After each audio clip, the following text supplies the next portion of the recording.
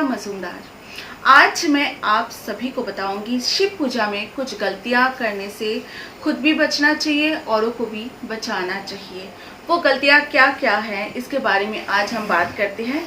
सबसे पहले जो है, कभी भी तांबे की लोटे में आपको या फिर तांबे के बर्तन में दूध अर्पित नहीं करना चाहिए शिव लिंग पर, क्योंकि दूध हमेशा स्टील और पीतल या फिर चांदी की पात्रों में ही दूध अर्पित करें शिवलिंग पर।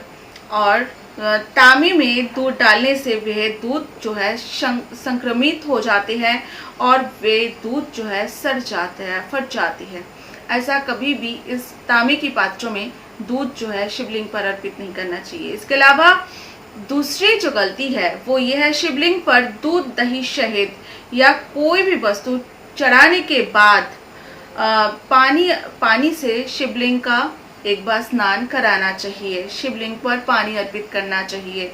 स्नान तभी पूर्ण होते हैं जब हमारे चढ़ाई गई वस्तु जल से पूरी तरह साफ हो जाते हैं, साफ कर देती है जल से, तभी जाके शिवलिंग का जो शिवलिंग के ऊपर पानी से साफ किया जाता है, तभी स्नान पूर्ण माना जाता है। तो बहुत लोग दूध चढ़ा के हट जाते हैं, तो ऐसा नहीं करना। हमेशा दूध चढ़ाने के बाद साफ पानी या गंगा जल से शिवलिंग के ऊपर अर्पित करना चाहिए। बहुत से लोग शिवलिंग पर ही धूप और अगरबत्ती लगा के चले जाते हैं और धूप लगा के निकल जाते हैं वहां से।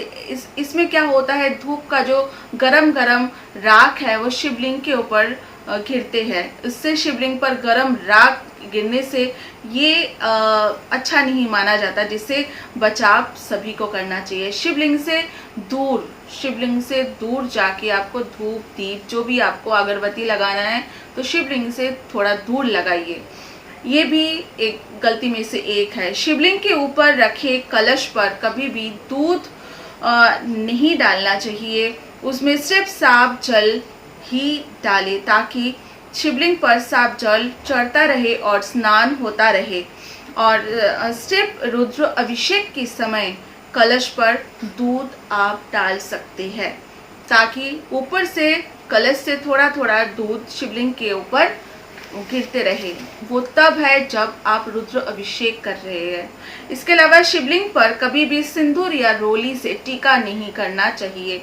बहुत लोग शिवलिंग के ऊपर दूध और जल चढ़ा के टीका कर देते हैं रोली से, सिंदूर से। ये ठीक नहीं होता। कभी भी शिवलिंग के ऊपर रोली और सिंदूर से टीका नहीं करना चाहिए। हमेशा से शिवलिंग के ऊपर चंदन का तिलक करना चाहिए। आपको अगर टीका ही करना है, चंदन का कीजिएगा।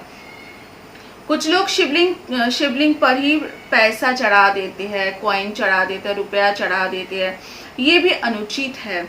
हाँ, रुपया की आवश्यकता मंदिर में भगवान को नहीं है। रुपए का आवश्यकता जो है मंदिर की कार्य के लिए, मंदिर का भी कार्य होते हैं, बहुत सारे काम होता है मंदिर का, राख रखाव, बचाव के लिए, रक्षण के लिए बहुत सारा काम होता है।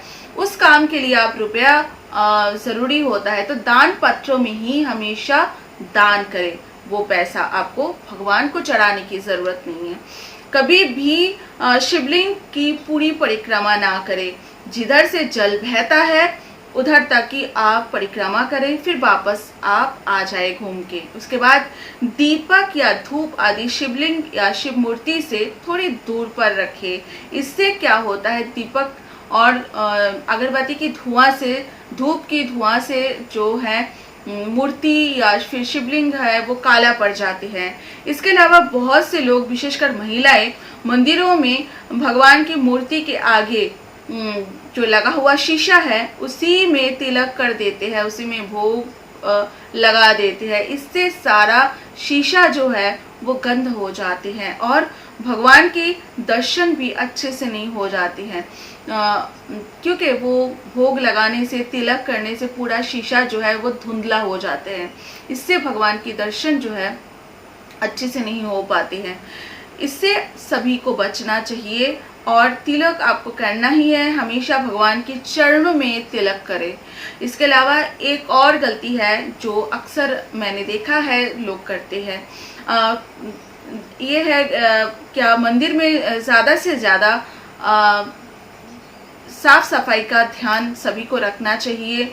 मंदिर में आप जब भी आए तो अपने साफ सुथरा कपड़े पहन के आए, जूता बाहर छोड़ के आए और साफ सुथरा हाथों से ही मंदिर का एक बार शिवलिंग को छूने से पहले एक बार हाथ को धो लीजिए अच्छे से। उसके बाद ही शिवलिंग को आपको पूजा पाठ करने में बैठना चाहिए। शिवलिंग के ऊपर जल या दूध अर्पित करना चाहिए। तो मंदिर में गंदगी नहीं फैलाना चाहिए और कोशिश करें अगर कोई इस सावन के महीने खास करके अगर मंदिरों का साफ सफाई कर सकते हैं। ये भी भगवान शिव के लिए बहुत कहा जाता है कि भगवान शिव इससे बहुत ज़्यादा प्रसन्न होती है। तो सावन की महीना या फिर कोई भी महीने में आप मंदिर का खास करके जो लोग मंदिर है, गुरुद्वारा है, ऐसी जगह पे जाके सेवा देते हैं, साफ सफाई का काम करते हैं, प्रसाद बनाने का काम करते हैं, इससे भी परमपिता भगवान जी है वो खुश होते हैं, प्रसन्न होते हैं। आपके अगर कोई जिंदगी में कोई परेशानी है वो समाप्त हो जाती है।